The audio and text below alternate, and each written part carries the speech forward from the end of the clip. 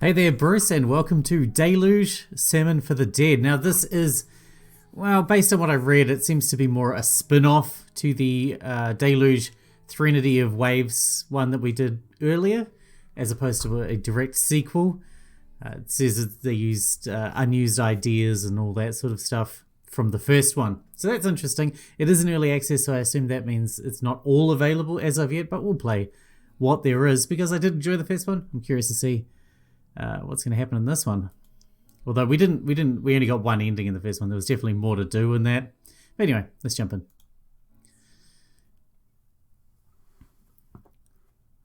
Yeah, I didn't catch any of that.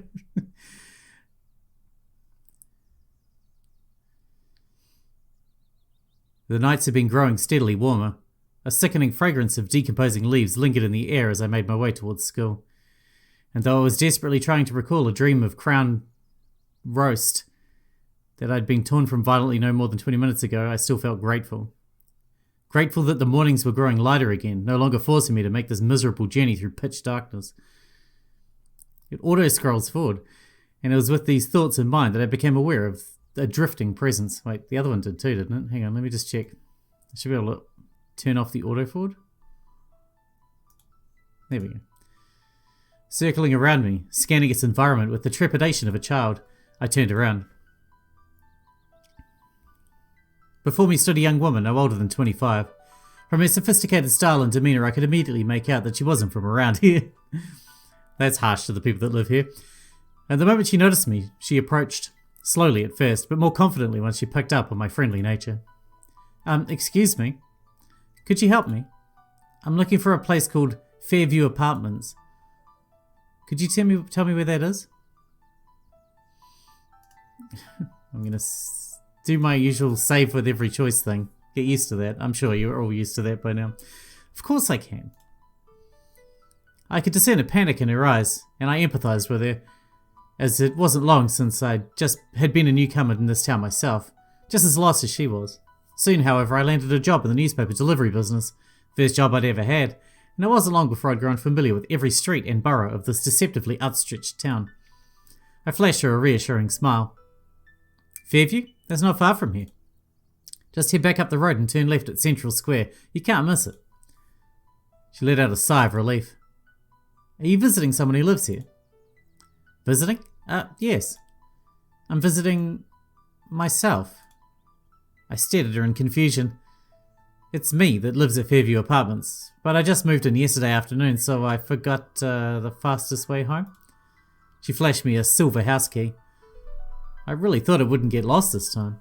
Her voice turned melancholic. It's not like I'm unfamiliar with these surroundings, you know.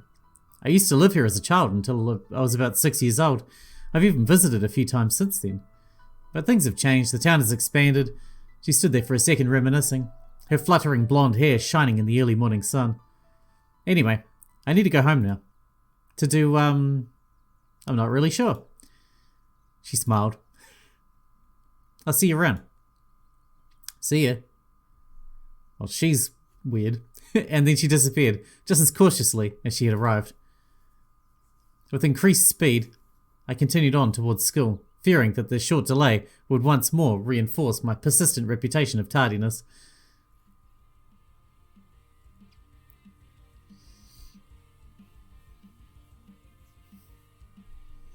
Are we getting an intro?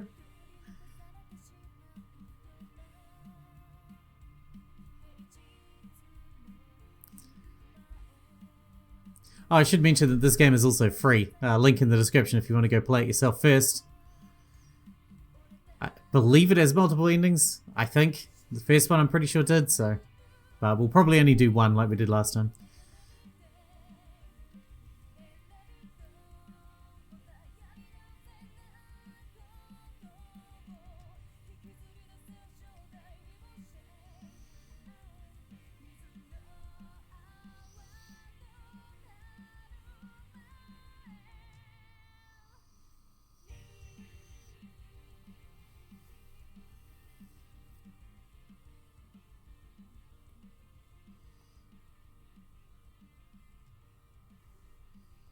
By the time I reached the ever-cramped office of the Sunday Abbot, I was fully out of breath. Ina, our ever-punctual editor-in-chief, sat waiting on me. There you are, Abe. Your irresponsibility never ceases to amaze me. Even after pushing back your starting time to 9 AM, you still manage to be late every single week. Sometimes I wonder if there's even a point. I interrupted her. What about May? She isn't here yet. But Ina had already began opening the countless boxes that had been dumped haphazardly across the room. Well, at least you're not delaying the dispersal of important headlines. We've appeared to hit a dull news season. With the municipal election campaigns waiting to start, it seems that there really isn't much to report on. She pouted. Isn't there any political gossip to write about? Nothing. They're keeping their lips sealed. But you just wait until the election begins. The mud-flinging will be out in force. I'm sure what we're witnessing now is the silence before the storm. There'll be plenty of headlines before long. Which is nice, but it doesn't help us now, does it? Though I'm not a huge fan of mudslinging. The door swung open, and a blonde girl made a hurried entrance. Time for work. Let's do our best today. There, that's an attitude you could learn from, Abe. But she was 20 minutes late. May, ignoring my comment, had begun leafing through this week's edition of the Sunday Abbot. Cool, Lena. Your piece on the arched marble moth made it to the front page. Who would have thought? Ever since May's addition to the delivery team, we had worked out ways to distribute the paper as efficiently as possible, more than halving my regular work hours in the process. And although it was pleasant to free up some time on the weekends, the change had instantly presented Ina the opportunity to slash my already meagre wages. I couldn't deny the reality that I was undergoing a personal financial crisis. Come on, Abe. We'll do the tenement buildings together, and after that we can split up and do the rest of town.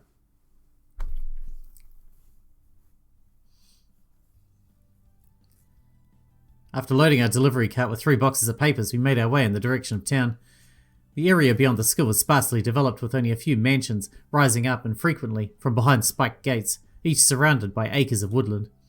While I pulled on the cart, May looked over the subscription directory, stopping me at irregular intervals to deliver a paper or two at a house we passed by. Can you smell it, Abe? Nature is blossoming. It hardly feels like work now that spring is in the air. Work smells like work, no matter how no way to hide it. The scent of fresh printing ink may have seemed nice at first, but at the end of the day I always have difficulty washing it from my hands. And I end up smelling like I'm hot off the press, far into Sunday afternoon. May smirked. That's how it is, isn't it? But to be honest, I really don't mind the smell. The ink we used has an earthy scent. It pairs well with a floral perfume. May, when did you become so metropolitan? She blushed. Shut up. Not much later we arrived at a large residence. Out in the yard I detected an eager face, clearly awaiting our arrival. There you are, kids, fashionably late as always. Let me read the garbage you're disseminating today. Though not unfriendly, Councilman Leopold, the town's disgraced marquis, always held a close eye on our attempts at journalism. It wasn't long since he himself had been subject of countless headlines publicising his dealings with the seedy underworld. But recently Leopold appeared to have cleaned up his act. Here you go. Grumbling appreciatively, he browsed through the newspaper. Nothing written about you today? Leopold smiled. Nope, seems like Ina has retained her decorum. I don't mind your paper reporting the news, you see. But it's when the line between public and private sphere blurs that I have my reservations about her journalism. It isn't easy being a public figure. It becomes so much harder to indulge when everyone's watching you. You slip up once, make one tiny mistake, and it's magnified 1,000-fold. I nodded compassionately. It's a lonesome endeavour. Do you know what my party has done to me? For the upcoming elections? No. They lowered me to 11th place on the list, just out of spite over things that happened in the past. 11th place, what does that mean? It means the end. Of my political career, that is. My party, AIR, only holds 8 seats in the town council, so I have 0 chance of returning to my position next year. Maybe if you campaign really hard. Forget about it. It's political homicide. He scowled. Just think of all the free time you'll have. I'll need it. To make matters worse, my deadbeat son is returning home this year after dropping out of university. He was majoring in German romantic theatre or something equally useless, but even that turned out to be too demanding for him. And now he can't find a job for the life of him. Can't you kids put him to work delivering papers? I think our team's pretty much complete. He chuckled. Well, I can't blame you for keeping your distance. He's a real slacker, hasn't worked a day in his life. And still, he'd be the type to consider himself too good for this kind of work. May jumped up. No one's too good to deliver the Sunday Abbott. Never mind. Bernard's his name. You might catch him loitering around town. I hope to have him off my hands soon.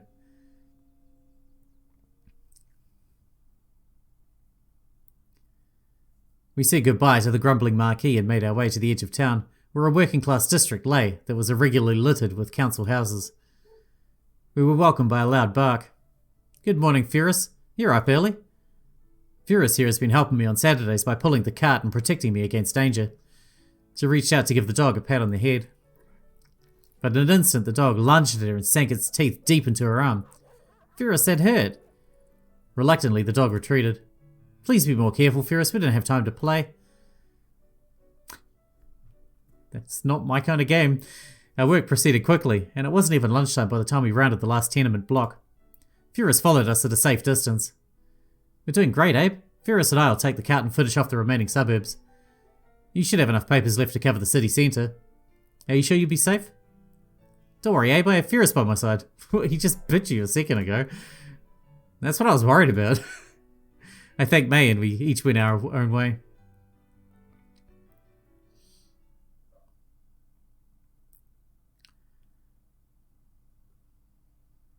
Abbotsford town centre isn't large. As I made my way from the letterbox to letterbox, I thought to myself that May had truly drawn the shortest straw by agreeing to cover the suburbs. May, however, appeared to derive a lot more satisfaction from the work than I did, so it seemed fair that she would take on the lion's share of the workload. Suddenly, I picked up a distinct laughter. Look, it's Abe, always the bearer of glad tidings. I glanced in the direction of the sound and made out two girls, both of whom I had attended my high school. This is Naomi. You may know her. She's on the swim team. Naomi acknowledged me with a curt nod of her head. So what are you girls doing here? Church isn't until tomorrow, right? Of course it isn't, but we're helping with the preparations for the Sunday service. We're here to do some routine maintenance on the church properties. Can't the church afford to hire specialists for that kind of work? It's just recurring tasks. Old buildings require a lot of upkeep. But please follow me. I want you to look at something. Oh, not this again. As I followed the girls through the main entrance into the nave of the church, I could hear some soothing tones seeping in through the walls. That's the boys' choir. They're practicing in the auditorium. I hope you don't mind the sound. She beckoned me onward. We headed down the short staircase and through a narrow corridor that led into a crypt that was situated directly underneath the church. In the faint light I could make out the walls that were covered with engravings that appeared worn and faded, as though they had once been exposed to the elements. Rika pointed upward. There should be a light bulb above that door, but it isn't working anymore. Are you tall enough to look behind there? I stretched myself to see over the casing of the door, where I could barely discern a small light socket. I can probably reach it, but it's pretty high up.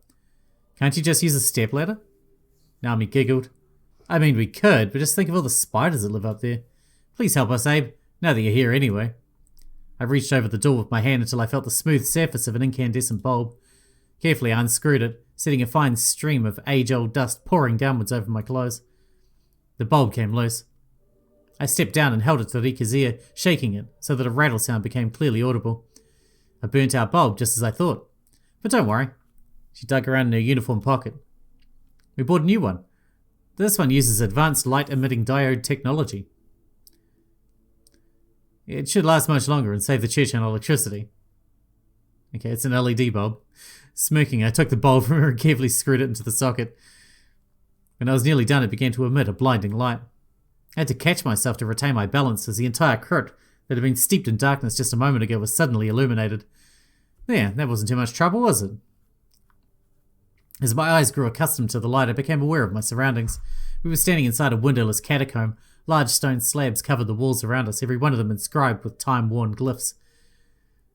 Some places are better kept in darkness. Oh, not at all. Do you see these stones? Do you know where they come from? They look like gravestones to me. Rika smiled. That would be correct. You should take a look at the dates on these stones. Some date back to the early 1400s, when this town was still situated on an island.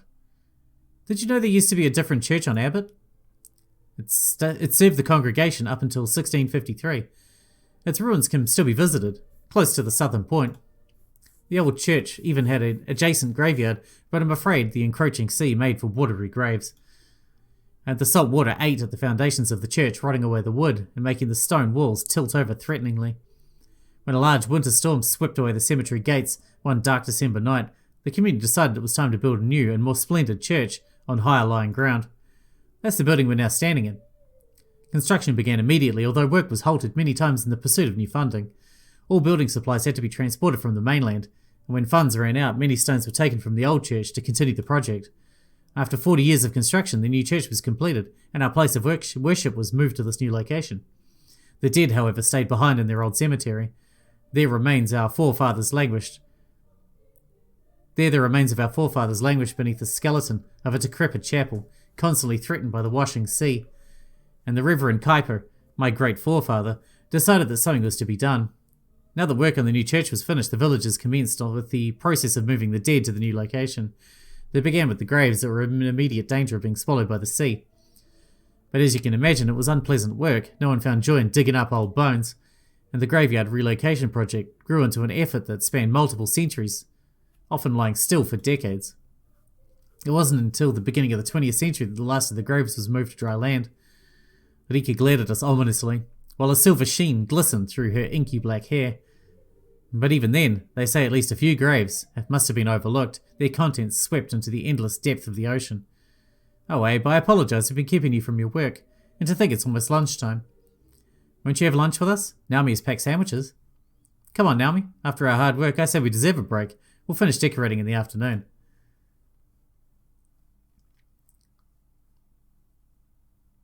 We climbed back up the stairs and settled among the pews. I made these at home. Please let us share them together. I hope you didn't have other plans for lunch. I shook my head. Usually I don't even get around to eating on days like these. Naomi handed me a sandwich. So, how have you been doing, Abe? Are you fully prepared for the finals? I grumbled a reply. Oh, and I haven't received your submission from the Easter break yet. Can you hurry up and fill one out? We're running short on applicants. I looked up from my sandwich. Easter break? Haven't you seen the notices at school? It's our yearly outing, where we stay at the beach for a few days. As a last escapade before finals start. We hold nightly study sessions, but mainly it'll be a carefree vacation. Naomi and I are on the organisation committee together. Rika took a small form from her purse. Please fill this out as soon as possible. You wouldn't want to miss Easter break. And let me know if you think of anyone else who'd be interested in attending.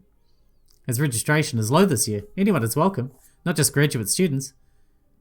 Will you join us on Easter break? Oh, God. Do I have to? No. How disappointing. Please give it some consideration. She held out the form and begrudgingly I accepted it. I don't want to do your nerd stuff. Emphasizing that I really needed to return to work, I thanked the girls and said goodbye. And with a well-filled stomach, I moved onward through the Saturday streets, which had come alive with the bustle of pedestrians enjoying their weekend. But I couldn't deny that my conversation with Rika and Naomi had stirred a certain anxiety in me. The truth was that finals were rapidly approaching, and my ever-increasing obligations towards the school paper, as well as my leisurely approach to life, had not left much time for study. You mean I couldn't be fucked? I couldn't be fucked. I resolved half-heartedly to start studying that very evening. In other words, we're not going to. In the meantime, my work was coming along nicely. In less than an hour, I managed to complete the houses around the central square in the shopping district where very few subscribers lived. When suddenly, I was struck by a strong sensation of déjà vu. Good afternoon. Out and about again? I am. Thank you for your clear directions this morning. I found my way home in a heartbeat. You're so knowledgeable about the layout of this town. That comes with the job description. I presented her with an issue of the Sunday Abbot. Here, take one. We always have plenty left at the end of the day. A newspaper? Curiously, she looked it over. It's wonderful for a town like this. Are you on the board of editors? Not officially, although I stand in at times. She smiled. Well, it must be exciting with the elections coming up. Thank you so much for this. I'll make sure to get a subscription. Please don't feel obligated to. No, I definitely will. As soon as I get home. Which is in that general direction, isn't it? She gestured northward toward the edge of town. I sighed. Follow me, I'll pass by your place in a little bit. Just a few more stops along the way. Oh, thank you, Abe. I got lost again. I shouldn't have taken that right turn at the mini-mart. She's such an airhead. I followed my course with Marissa trailing behind me until we approached Fairview Apartments. Her eyes are terrifyingly blue. Outside of the main entrance, she turned to me, standing so close that I could feel her breath. You saved me again. I'd be lost without you. Please come upstairs. I'll make you some tea. As I have no other way to thank you. We made our way up the Spartan staircase and through a narrow corridor before entering her flat. Oh, it's nice. I apologize again for causing you so much trouble. Normally, I'm very independent. You should realize that. It's just that this is my first time truly living on my own. She wrung her hands nervously. I mean, when I was in college, I lived with roommates in a shared apartment. We were independent, but we divided the chores. I mainly did the laundry. And the other girls would cook and clean. And now that I'm living by myself, it feels like I have to do everything alone. I've been getting lost around town, even though this place is far smaller than the city, but also in my head. I think it's just that I've had so much on my mind. Just a minute, tea should be ready. She bounded into the kitchen where I could hear rattling with teacups, and I waited in the empty studio apartment, which, although neatly furnished, still had a certain impersonal feel to it, as though it hadn't been fully made into a home. I mean, it's too tidy. It is too tidy. I made it all grey. I hope you like it. It's all I've got. She let out a melancholy sigh.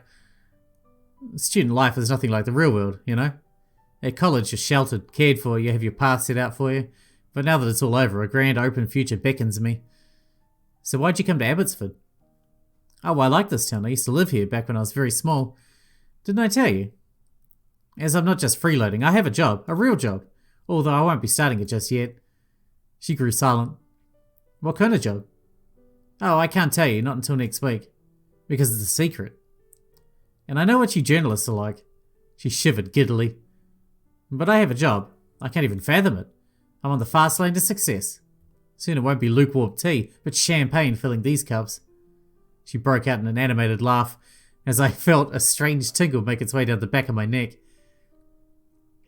Marissa got up. She walked over to the corner of the room to pick up her shopping bag, which she had discarded thoughtlessly upon entry, and brought out a packet of cinnamon buns. Here, have something to eat. It's past lunchtime. I was about to decline, but she had already handed me a roll, and I had no polite way to refuse it. I realize you must be on your way, but you won't be able to deliver papers on an empty stomach. After no less than 3 cinnamon buns, I exited Fairview Apartments. The day had progressed, and I was borne down physically as well as mentally by the weight of the newspapers that remained in my bag. And though I encountered people sitting in the gardens, basking temptingly in the early spring sun, I vowed solemnly not to be held up until I delivered the remainder of my route. It wasn't much later that I came across a slouched-over figure slowly making its way in my direction. May? Hi, May. How you getting along? From under her worn appearance, she flashed me a vulnerable smile. I'm okay, Abe. I worked really hard. I only have the West End left. Furious left more than an hour ago. I think he decided he'd rather spend the afternoon lying in the sun. Who would have thought? She cast a glance at my messenger bag. Oh, wow, you look like you're almost done. You must have had a tough afternoon. I chuckled awkwardly. I'm really tired, and to be honest, I'm starved. How about we stop for a late lunch together? Oh my god, more food? My belly protested in its overindulgence. While I've been spending the afternoon eating and socialising, May have been working uninterruptedly. I could hardly reject her offer on the account that I'd already eaten 2 full lunches. You know what? I'd love to. It's just... She stared at me hopefully. I've been feeling a little nauseous lately. I'm going to finish my work quickly before going to bed. But please eat something for my sake. You're ill? A worried expression had come over her. Nauseous? It could be a fever. You better hurry home quickly. Let me deliver the rest of your papers. I could feel the blood rushing to my head. No. I'm fine. Hard work will set me free. Bent over in shame, I hurried toward the last mailboxes of the day. Poor May. In the months leading up to the finals, the school days were short and filled with repetition. Spring has come early this year. Look outside. The tilia are budding, but it won't last long, you know. If we have a cold spell in April, the new foliage will freeze to death. Nature punishes presumptuousness harshly. She hurried away from the window. But anyway, the two of you did a great job last Saturday. I'll need you to keep up that attitude over the coming weeks as the electoral campaigns will be starting next Wednesday. Although we're just a weekly paper, we're the only dedicated news source this town has. That means that whenever something big happens down here, our reporting will be the focus point of the national media. If something big happens, these elections are a chance for the Sunday Abbot to break into the national headlights. So I'll need you to be at your sharpest. She let out a giggle. And you should hear this. Currently, the parties are in the process of announcing their leading candidates. Flock 05, that's the town's second party, just published a press release this morning. I bet that girl, Marissa, is one of them, right? Their party has been in trouble lately as their previous frontrunner was arrested on domestic abuse charges. He hasn't been convicted yet, but it's a bad look for them. Ahead of the coming elections, Flock have been searching frantically for a new leader. Just take a look at who they've chosen. Yep. She presented me with a press release on her phone. I immediately recognized the accompanying photograph. I coughed. A person with no experience at all. Apparently she just graduated from law school, dabbled in a little student politics, and she did some modelling work? Ina snickered. I couldn't think of a more incompetent candidate. But let's not be too quick to write her off. Are you sure that's her? She looks an awful lot like someone I crossed paths with last Saturday. Crossed paths with? I think so, but she didn't strike me as the type to lead a political movement, if you know what I mean. What was her name again? Marissa? Marissa Roosevelt. Your name is in the press release. And you're saying you ran into her? Maybe she's in town for deliberations. She'll probably move here sometime soon. You'll need to be a legal resident of Abbotsford to run for office. I smiled.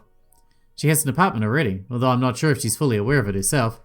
Ida ignored my remark. From the sound of her right index finger rapidly tapping against her skirt, I could tell she was coming up with a scheme. She turned to me with a serious expression in her eyes. I think this could be a good thing, Abe. This year I want to take a deep dive into the individual campaigns. Flock 05 as a movement has been on the rise for a good number of years. Their politics are popular under a large section of disenfranchised voters. Some voices speculate that they could even form a sincere challenge to the political establishment of our town. I want to kick off the campaign season with an extra thick edition of the Sunday Abbot, providing an overview of all contesting parties. Extra thick? My shoulders still feel cramped from last Saturday. I want in-depth interviews with all the leading candidates of every party. I can interview the town mayor and the smaller opposition leaders, but I'd like you to interview Marissa. I swallowed. An interview? Me? Yeah, you. It sounds like you have one foot in the door with her already. We can't let that opportunity like this go to waste. So will you conduct this interview for me? Do I even have a choice? You don't. But I find it important to grant you the illusion of control. Please have this interview on my desk by Friday. This is a large responsibility. Please don't disappoint me. Ina took a place at her desk, ordering papers and humming to herself in a contented manner. It appeared that my presence was no longer needed. And I was already on my way out to the door, my mind set on returning home before Ina could lay any more unsolicited work on my shoulders, when a question sprang to mind. I turned around. Hey Ina, I was wondering, have you ever been on Easter break? Ina looked up from her paperwork, a gloomy expression forming in her eyes. Easter break? Why, are you going? I'm not sure, are you? Easter break? Me? That's where the stuck-up types loaf around on the beach under the pretense of study. I have absolutely, definitely no interest in being a part of that. Well, that's that then. Alright, we're going to wrap this one up here, because we're out of time for today. But I'm excited to get back into this, talk to the characters again and everything. Very cool. Thanks for watching, Bruce, and I'll see you in the next one.